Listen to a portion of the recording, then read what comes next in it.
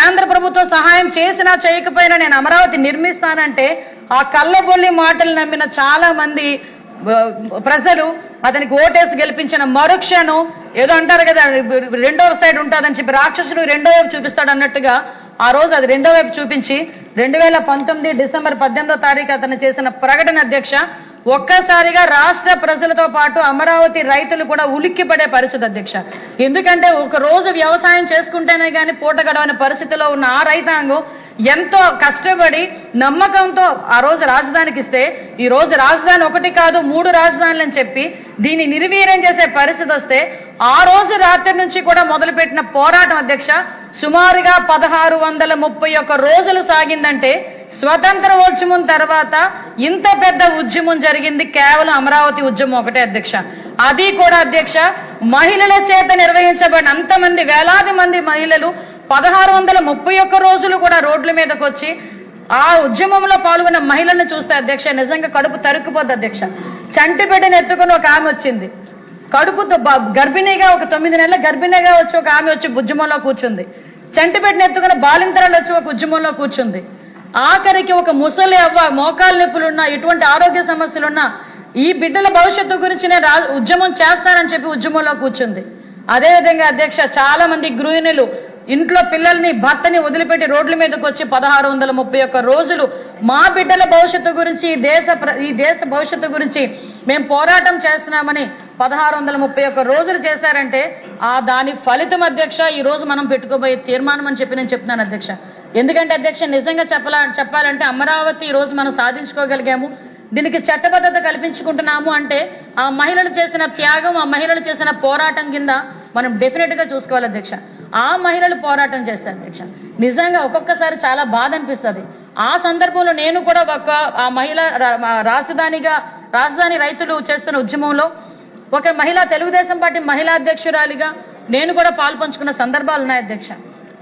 ఆ రోజు ఏదైతే తీర్మానం పెట్టారో ఆ రోజు గౌరవ ముఖ్యమంత్రి గారికి జరిగిన అవమానాన్ని కూడా ఇందాక అచ్చెన్నాయుడు గారు కూడా మనకు చెప్పారు అధ్యక్ష. ఆ రోజు ఎప్పుడూ లేని మెట్ల మీద అసెంబ్లీ మెట్ల మీద కూర్చున్న సందర్భం దగ్గర నుంచి ఆ రోజు అక్కడి నుంచి బయటకు వచ్చి ఒక ఎందుకు పనికిరాని ఒక పాత బస్సులో తిప్పి నడి రోడ్డు మీద వదిలేసిన సందర్భం నుంచి ఆ రోజు గ్యాలరీలో కూర్చున్న సందర్భం వరకు కూడా ఒక్కసారి గుర్తు చేసుకోవాలి అధ్యక్ష. ఎందుకు ఈ రోజు మహిళా రైతులు చేసిన ఉద్యమం గురించి మాట్లాడాలంటే ఇది రికార్డులోకి రావాలి. ఎందుకంటే ఇది ఒక చరిత్ర. రేపొద్దున భావి తరాలు కూడా అమరావతి ఎలా మనం తిరిగి పునర్నిర్మించుకున్నామంటే ఒక్కసారి పుస్తకాలు తీస్తే ఆ మహిళా రైతులు చేసిన త్యాగాలు కూడా గుర్తుపెట్టుకోవాలి అధ్యక్ష. ఇదే మహిళా రైతులు ధర్నాలు చేస్తా ఉంటే పోలీసుల చేత ఇష్టానుసారంగా కొట్టించడం, జుత్తు పట్టుకొని ఈడ్చుకెళ్లారు అధ్యక్ష మహిళల్ని. కనీసం మహిళని కూడా చూడకుండా జుత్తు పట్టుకుని ఈడ్చుకుని వెళ్ళారు. ఎవరైనా మహిళలు ధర్నా చేస్తే ధర్నా చేయొద్దని చెప్పినా కూడా అక్కడే కూర్చుంటే బూటి కాలుతో కడుపులో తన పరిస్థితి కూడా అధ్యక్ష. ఆఖరికి ఎందుకంటే ఎవరైనా జన్మస్థానం మన మనిషి జన్మస్థానం అదే ఉదరం, అటువంటి పొట్టల మీద కూడా కడుపు మీద కూడా బూటి కాలుతో తన్ని ఈడ్చుకొని వెళ్ళి ఆ బస్సుల్లోనే ఆ లారీల్లోనే ఎక్కించి అరెస్ట్ చేసిన సందర్భాలు. ఈ రోజు మాకు ఎక్కడ కూడా న్యాయం జరగకపోతే దేవుణ్ణి మొక్కుకుంటామంటే ఆ మహిళా రైతులందరూ కూడా కనకదుర్గం అమ్మవారి టెంపుల్ దగ్గరికి పాదయాత్ర చేస్తే ఎంత దారుణంగా వాళ్ళందరూ హింసించారో మనందరం కూడా కళ్ళతో చూసాం అధ్యక్ష. ఆఖరికి న్యాయస్థానం నుంచి దేవస్థానానికి పాదయాత్ర పెట్టుకుంటే ఆ రోజు పర్మిషన్ ఇవ్వకపోతే కోర్టు ఇచ్చిన పర్మిషన్ నేపథ్యంలో వాళ్ళు ఆ రోజు పాదయాత్ర స్టార్ట్ చేస్తే అధ్యక్ష ఇక్కడ ఒక విషయం చెప్పాలి అధ్యక్ష. ఒక మహిళ పోరాటం చేస్తే కుటుంబానికి ఉపయోగపడుతుందేమో, వేలాది మంది మహిళలు పోరాటం చేస్తే సమాజమే మారుతుంది, చరిత్రే తిరగరాస్తారని చెప్పడానికి ఇదొక ఉదాహరణ అధ్యక్ష. అదే మహిళ రోడ్డు మీదకి వచ్చి పోరాటం చేస్తే చుట్టుపక్కల సమాజం అంతా ఏ రకంగా సపోర్ట్ చేస్తుందో చెప్పడానికి అదొక ఉదాహరణగా కూడా చెప్పొచ్చు అధ్యక్ష. ఎందుకనంటే అదే మహిళ ఆ రోజు పాదయాత్ర చేయడానికి మొదలు పెడితే అధ్యక్ష మొట్టమొదటి నుంచి 30 మంది ఒకటే రోపులో నడవాలి అని ఒకటి, మోకాళ్ళ నొప్పులు వచ్చిన వాళ్ళని కూడా తోసి పడేసిన సందర్భాలు. ఆఖరికి వాళ్ళు ధర్నాలు చేస్తా ఉంటే మగ పోలీసులు ఆడ పోలీసులు ఉన్నప్పటికీ కూడా మగవాళ్ళతో పోలీసులతోని ఈడ్చుకెళ్లిన సందర్భాలు. చీరలు ఎలా ఉన్నాయో తెలియదు, ఆఖరికి ఒంటి మీద డ్రెస్ ఎలా ఉందో కూడా తెలియదు, ఆ రకంగా ఇసురు కొట్టిన సందర్భాన్ని కూడా గుర్తు చేయాలి అధ్యక్ష. ఆఖరికి వాళ్ళు కట్టుకున్న చీరలను కూడా కామెంట్ చేశారు అధ్యక్ష. రైతులు ఎంత కాస్ట్లీ చీరలు కట్టుకుంటారా అని చెప్పి సోషల్ మీడియాలో వాళ్ళ గురించి క్యారెక్టర్ అసోసియేషన్ చేశారు అధ్యక్ష. వాళ్ళు వాష్రూమ్స్ మీద బాత్రూమ్స్ మీద డ్రోన్లు ఎగరేసి వాళ్ళని అవమానపరిచారు అధ్యక్ష. వాళ్ళని భయపెట్టే ప్రయత్నాలు చేశారు. వాళ్ళకి ఎవరైనా సపోర్ట్ చేస్తే వాళ్ళ ఆర్థిక మూలాలను కొల్లగొట్టడానికి ప్రయత్నం చేశారు. ఆడవాళ్ళు ఆఖరికి వాళ్ళ ఇంట్లో మగవాళ్ళని కూడా రెచ్చగొట్టేటట్టుగా సోషల్ మీడియాలో మాట్లాడమే కాకుండా అదే పరిస్థితిలో అప్పుడు జగన్మోహన్ రెడ్డి సీఎంగా ఉండి నోటికి వచ్చినట్టు మాట్లాడితే ఇంతమంది మహిళా మనులు వేలాదిగా రోడ్ల మీదకి వచ్చి ఇబ్బందులు పడతా ఉంటే ఏ ఒక్క రోజు కూడా రోడ్డు మీదకి వచ్చి ఒక మాట కూడా మాట్లాడిన సందర్భం.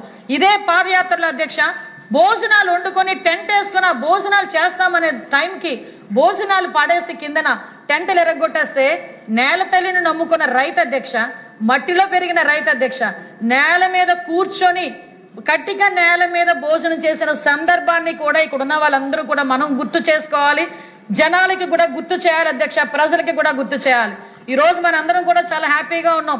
అమరావతి సాధించుకోబోతున్నాం, అమరావతికి చట్టబద్ధత తీసుకొచ్చుకోబోతున్నామని ప్రతి రైతు కూడా రోడ్డు మీద కూర్చొని, మహిళా రైతులు కానీ అందరు రైతులు కూడా రోడ్డు మీద కూర్చొని తిన్న సందర్భాన్ని ఈ రోజు మన అందరం కూడా గుర్తు చేసుకోవాలి అధ్యక్ష. అక్కడ జరిగిన అవమానాలు, కనీసం మహిళలకి వాష్రూమ్స్ కూడా అధ్యక్ష, ఇవి కొంచెం విన్నారు అధ్యక్ష, ఎందుకంటే ఇవన్నీ రికార్డులోకి వెళ్ళాలి అధ్యక్ష. ఎందుకంటే ఇలాంటి సందర్భాల నుంచి మనం ఆ రోజు అమరావతిని మనం సాధించుకునే పరిస్థితి అధ్యక్ష.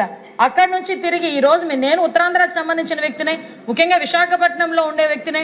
మేము విశాఖపట్నం ఆ రోజు రాజధానిగా ఉండాలని చెప్పినా కూడా ఆ విశాఖపట్నం ప్రజలు కూడా ఇదే అమరావతి రైతులు చేసిన ఉద్యమానికి సంఘీభావం చెప్పడానికి వచ్చారు అధ్యక్ష.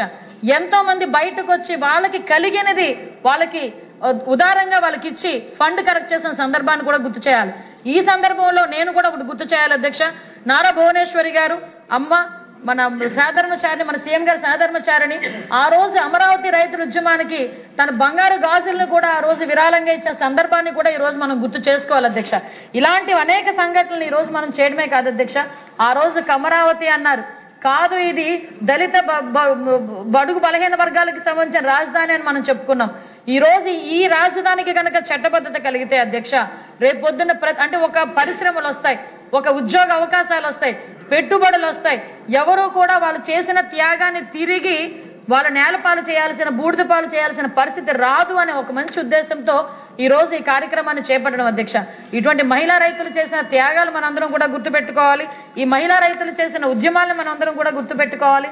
నేను ఒకటే చెప్తున్నా, ఆ అమరావతి మహిళా రైతులకు చెప్తున్నాను అధ్యక్ష, ఈ రోజు ఈ చట్టబద్ధత కల్పించే ఈ తీర్మానం మీకే అంకితం చేయాలి.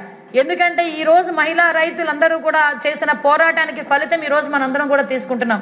ఇటువంటి బృహత్తరమైన కార్యక్రమంలో మనందరం కూడా పాలు పంచుకోవటం ఈరోజు చరిత్ర సృష్టించిన పరిస్థితి.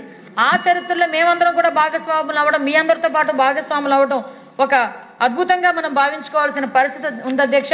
ఈ మహిళలను గౌరవించే ఈ నేల మీద మహిళలను గౌరవించే సీఎం చంద్రబాబు నాయుడు గారు, అదేవిధంగా లోకేష్ బాబు గారు, పవన్ కళ్యాణ్ గారు, వీళ్ళందరూ ఉన్న ఇటువంటి ప్రాంతంలో అధ్యక్ష ఈ రోజు అమరావతిని తిరిగి రాజధానిగా చట్టబద్ధత కల్పించుకోవడం ఒక పూర్వజన్మ సుకృతం కింద భావించి దీనికి చట్టబద్ధత కల్పించే తీర్మానాన్ని నా మనస్ఫూర్తిగా అంగీకరిస్తున్నానని బలపరుస్తున్నానని తెలియజేసుకుంటూ సెలవు తీసుకుంటున్నాను అధ్యక్ష. జై హింద్.